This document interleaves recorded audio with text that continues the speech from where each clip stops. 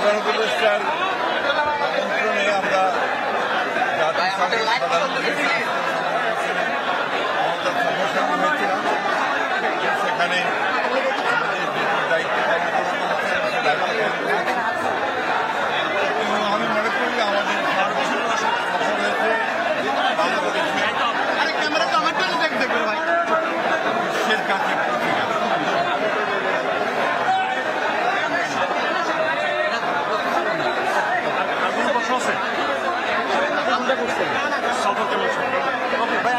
প্রত্যাশা আপনাদের সাধারণ কর্মী তারা আপনাকে রিসিভ করার জন্য এসেছে। তারা জানতে চাচ্ছে আসলে আপনি সফর শেষে কি তাদের বার্তা দিতে চান।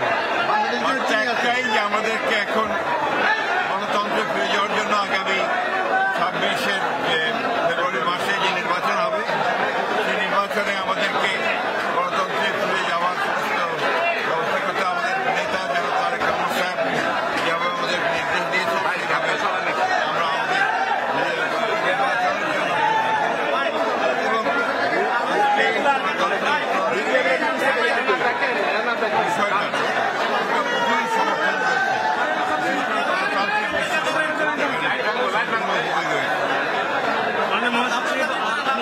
রাজনৈতিক দলের মহাসচিব, সেই জায়গা থেকে দেশের সব থেকে বড় দল, সেখানে আপনাদের সাথে আরও যারা রয়েছে বিভিন্ন দেশের প্রতিনিধিরা যারা যোগদান করেছেন তাদের সাথে আপনার আলাপ হয়েছে কিনা?